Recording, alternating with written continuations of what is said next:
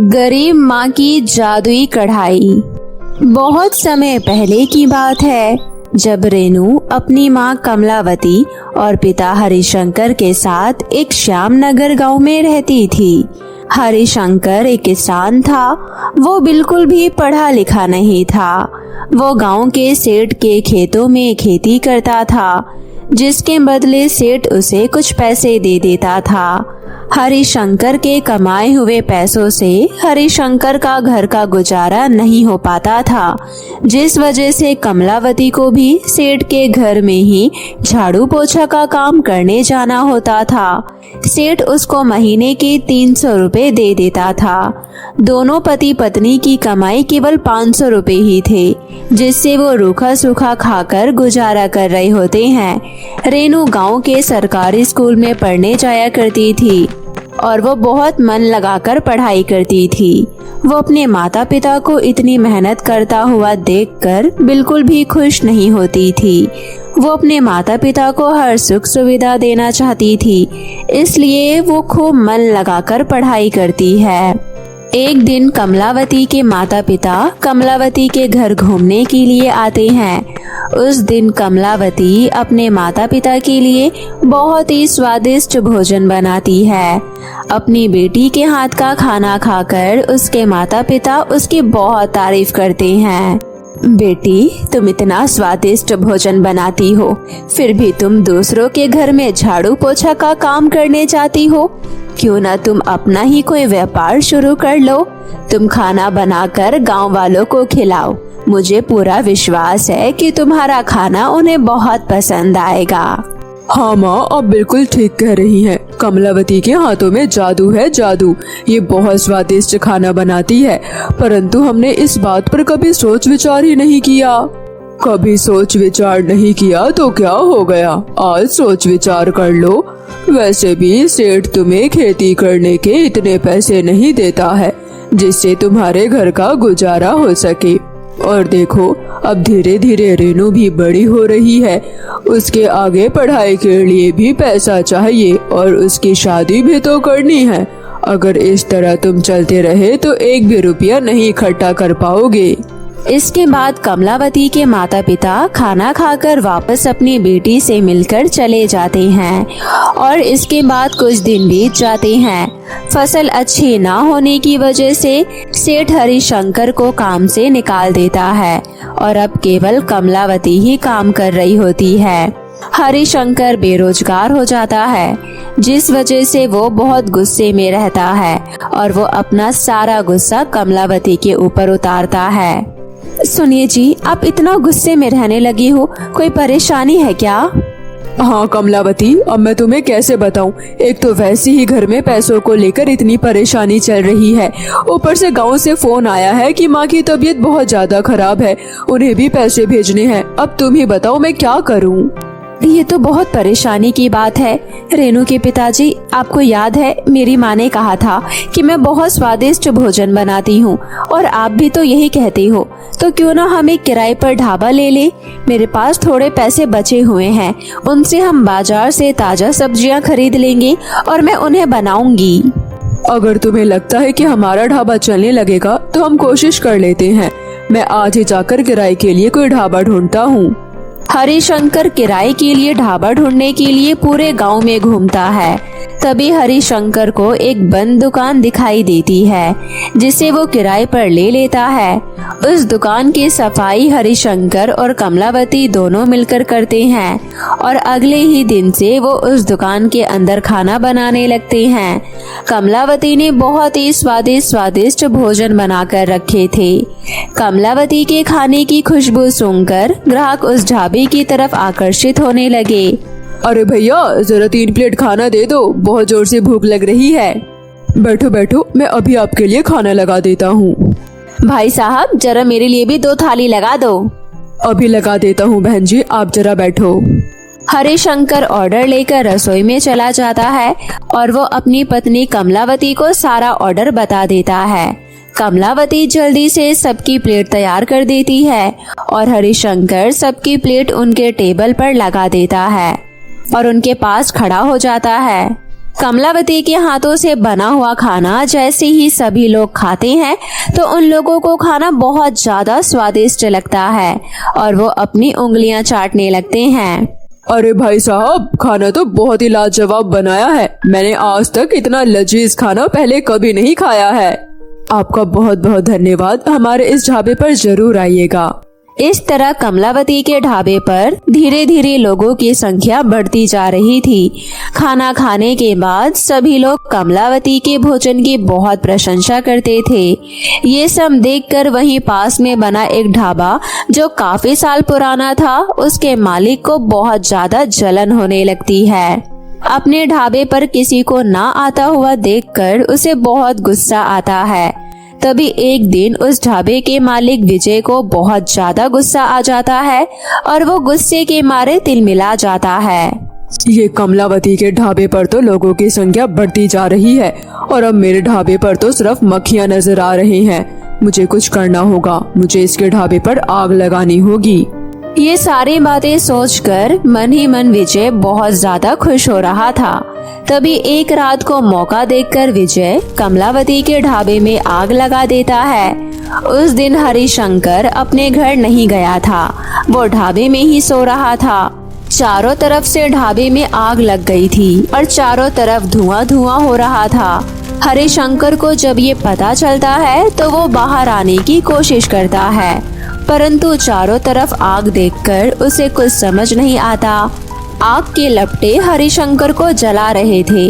तभी हरिशंकर दुकान के लगे हुए गेट को धक्का मारकर तोड़ देता है और बाहर आकर गिर जाता है।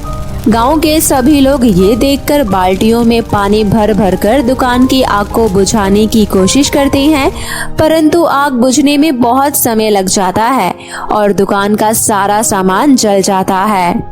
हरिशंकर को भी काफी चोटें आ गई थी और वो बुरी तरह से झुलस गया था। कमलावती उसे एक अस्पताल में भर्ती कर देती है और अपनी सारी कमाई उसके इलाज में लगा देती है। अब कमलावती के पास कुछ भी नहीं था, सर पर उधारी और हो गया था। दुकान का मालिक हमेशा किराए के पैसे मांगने आता था और उन्हें धमका कर जाता था। जब हरिशंकर की तबीयत में सुधार आ जाता है तो डॉक्टर उसे अस्पताल से डिस्चार्ज कर देते हैं और अब वो घर आ जाता है। काफी दिन हो जाते हैं और घर का राशन भी खत्म होने वाला होता है। तभी कमलावती अपने पति से कहती है, सुनिए जी, मैं सोच रही थी क्यों ना रेनू और मैं मिलकर फिर से ढाबा खोल ले। घर पर बचा हुआ राशन खत्म हो रहा है और आप तो जानती ही हैं दुकानदार को किराए के पैसे भी देने हैं। ये सब हम कैसे करेंगे? दुकान में आग लग जाने की वजह से सारे बर्तन और सामान तो खराब हो गए हैं, पर घर में रखी हुई छोटी वाली कढ़ाई बची हुई है। हम उसी कढ़ाई में थोड़ा थोड़ा खाना बनाएंगे और ग्राहकों को खिलाएंगे। इसके बाद कमलावती अपनी वो छोटी सी कढ़ाई लेकर ढाबे पर पहुंच जाती है। रेनू भी अपनी माँ की कामों में मदद करती है। दोनों माँ बेटी मिलकर पूरी दुकान साफ कर देती है और फिर से ढाबे पर खाना बनाने लगते हैं। इस बार कमलावती जैसी ही चूल्हे पर कढ़ाई चढ़ाती है, उस कढ़ाई में बहुत स्वादिष्ट भोजन प्रकट हो जाता है। अरे ये क्या, इस कढ़ाई में तो मैंने कुछ भी नहीं डाला और ये खाना तो बनकर तैयार हो गया है। ये कैसे हो सकता है? कमलावती ये सब सोच ही रही होती है कि तभी उसकी दुकान पर ग्राहक आ जाते हैं। कमलावती के हाथ का स्वादिष्ट भोजन लोग आज भी खाना चाहते थे, तो कमलावती छोटी सी कढ़ाई में रखा हुआ भोजन प्लेट में निकाल कर लगा देती है और लोगों को खाना देती है। लोग खाना खाने लगते हैं। तभी वो देखती है कि उसके ढाबे पर 4 लोग हैं और फिर से कमलावती जल्दी जल्दी कढ़ाई चूल्हे पर रख देती है और सब्जी बनाने लगती है। तभी वो देखती है कि कढ़ाई चूल्हे पर रखते ही उसमें सब्जी अपने आप तैयार हो गई है। अरे ये क्या, ये कढ़ाई मैं जैसे ही चूल्हे पर रख रही हूँ इसमें तो अपने आप ही स्वादिष्ट भोजन बनकर तैयार हो जा रहा है। कमलावती को कुछ समझ नहीं आता है और वो अपनी बेटी रेनू को अपने पास बुलाती है। रेनू बेटा देखना, मैं जैसे ही ये कढ़ाई चूल्हे पर रख रही हूँ इसमें अपने आप ही भोजन बन जा रहा है। मुझे लगता है ये कोई जादुई कढ़ाई है। हाँ माँ, आप सही कह रही हो, ये सच में एक जादुई कढ़ाई है। मम्मी, आप जल्दी से 4 थाली लगा दो, बाहर ग्राहक खाने के लिए इंतजार कर रहे हैं। कमलावती जल्दी से उस कढ़ाई से सब्जी निकालकर थाली लगा देती है और रेनू उन थाली को ग्राहकों को दे देती है। ऐसे ही जादुई कढ़ाई का बना हुआ भोजन सभी को बहुत स्वादिष्ट लगता है। सभी ग्राहक ढाबे की तारीफ करते जा रहे थे और ढाबे पर ग्राहकों की संख्या बढ़ती जा रही थी। एक ही दिन में कमलावती की बहुत सारी कमाई हो जाती है और ऐसे ही दिन बीत रहे थे। अब कमलावती टाइम टू टाइम दुकान का किराया देती रहती है और अपने पति का इलाज करती है। जल्द ही सब कुछ ठीक हो जाता है और अब कमलावती के पास बहुत सारे पैसे इकट्ठे हो जाते हैं। कमलावती दुकानदार के मालिक को पैसे दे देती है और दुकान खरीद लेती है। अब कमलावती की अपनी खुद की दुकान हो जाती है। धीरे धीरे करके कमलावती और हरिशंकर की आर्थिक स्थिति में सुधार आ जाता है और वो दोनों मिलकर अपने ढाबे को चलाते हैं और रेनू को एक बड़े प्राइवेट स्कूल में एडमिशन करा देते हैं। मन लगाकर रेनू पढ़ाई करती है और दोनों माँ बाप मिलकर ढाबा चलाते हैं। धीरे धीरे करके कमलावती अपने लिए बड़ा सा घर बनवा लेती है और अपने ढाबे पर काम करने के लिए नौकर रख लेती है। अब दोनों पति पत्नी आराम से अपना जीवन यापन करने लगते हैं और वो जादुई कढ़ाई को हमेशा धन्यवाद देते हैं। वहीं दूसरी तरफ रेनू भी पढ़ लिख कर एक काबिल अफसर बन जाती है और खुशी खुशी अपना जीवन व्यतीत करती है। जादुई गाउन का जादू। बहुत समय पहले की बात है। रामपुर नामक गांव में अनीता अपनी बेटी दिव्या के साथ रहा करती थी। पिछले साल ही दिव्या के पिता की एक लंबी बीमारी की वजह से मृत्यु हो चुकी थी। वैसे तो दिव्या का परिवार हमेशा से ही एक खुशहाल परिवार रहा, लेकिन जब से दिव्या के पिता बीमार हुए तब से उनकी कमाई का जरिया खत्म हो गया और साथ ही उनकी बीमारी में जोड़ा हुआ सारा रुपया पैसा लग गया, जिसकी वजह से उनका परिवार बहुत गरीब हो गया था। और अब तो दिव्या के पिता की मृत्यु के बाद से उनके परिवार पर परेशानियों का मानो पहाड़ ही टूट पड़ा था।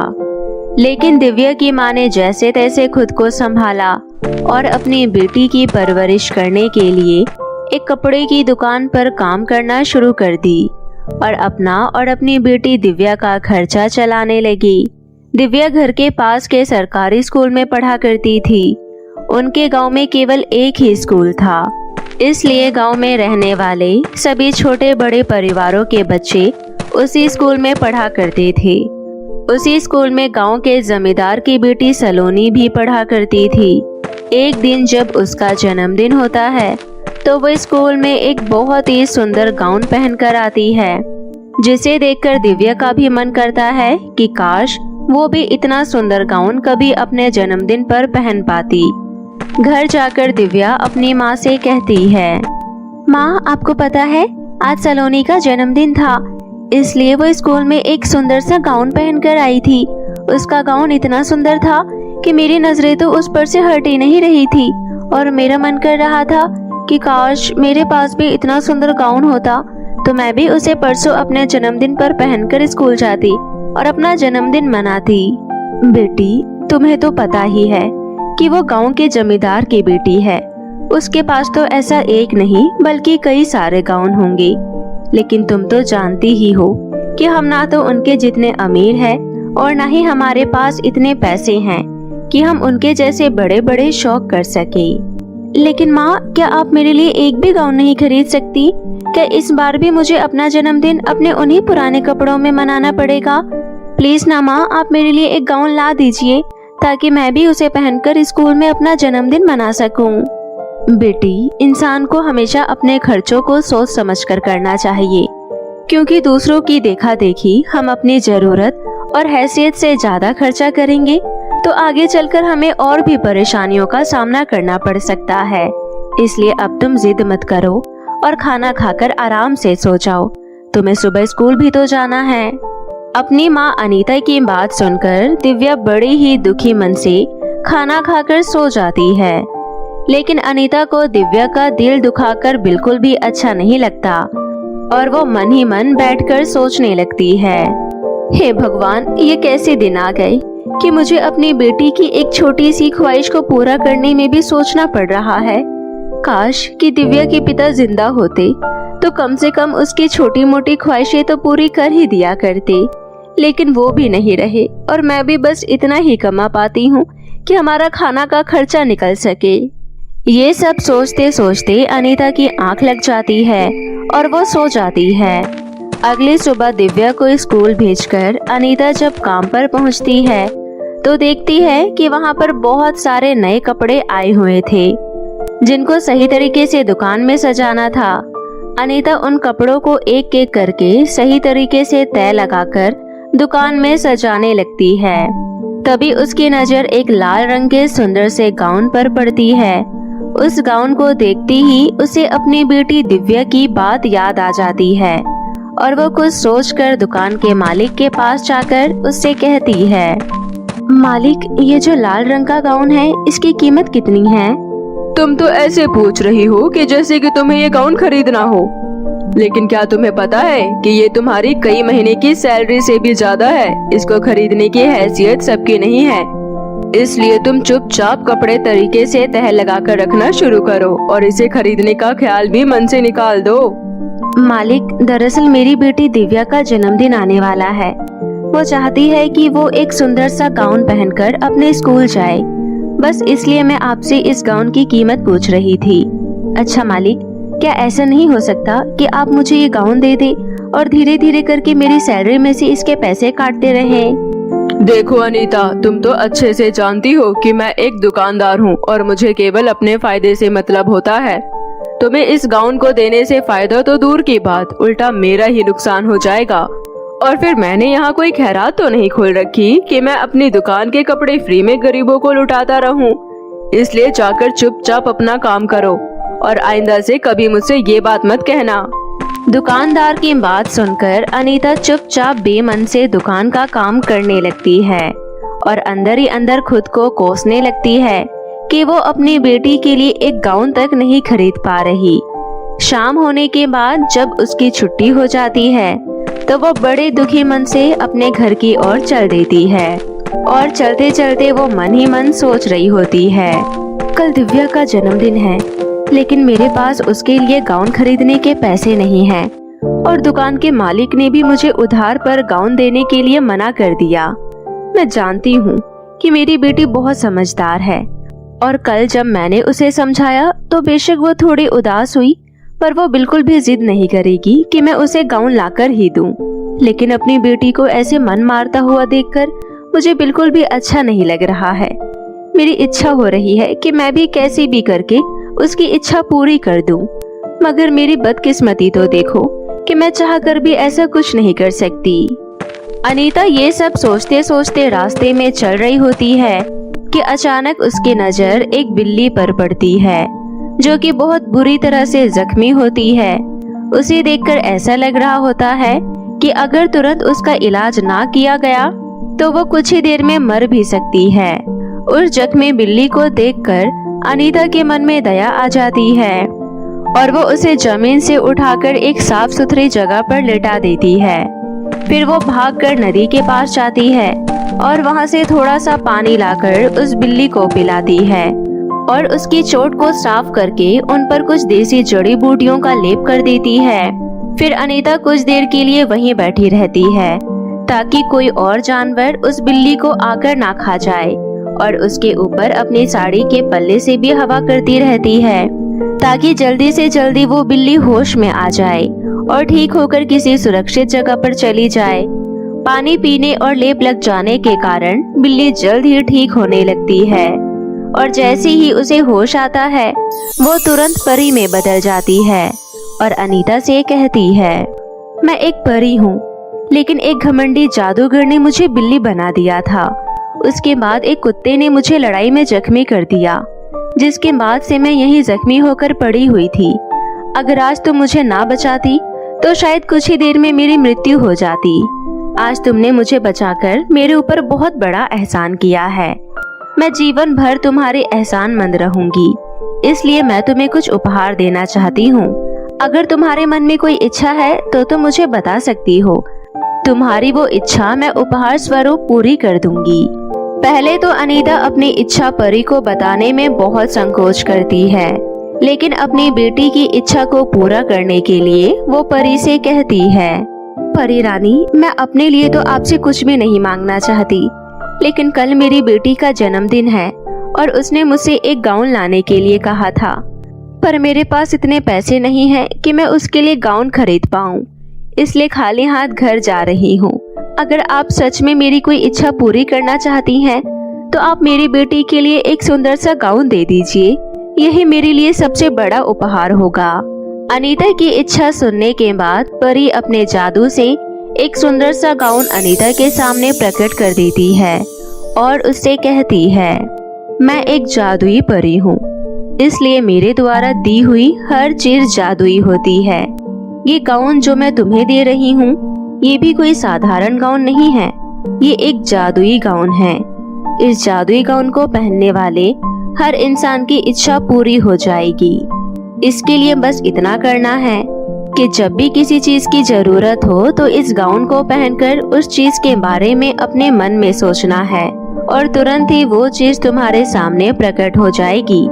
इससे केवल तुम्हारे गाउन की इच्छा ही नहीं, बल्कि जीवन की सभी इच्छाएं पूरी हो जाया करेंगी।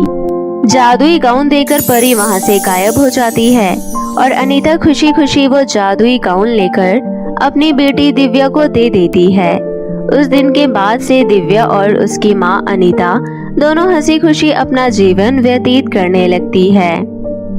तो दोस्तों, कैसी लगी आपको हमारी ये कहानी, हमें कमेंट सेक्शन में ज़रूर बताएं। अगर आपको हमारी कहानी पसंद आई हो तो हमारे चैनल को लाइक और सब्सक्राइब करें और ऐसी ही मज़ेदार कहानी देखते रहने के लिए बेल आइकन को प्रेस करना ना भूलें।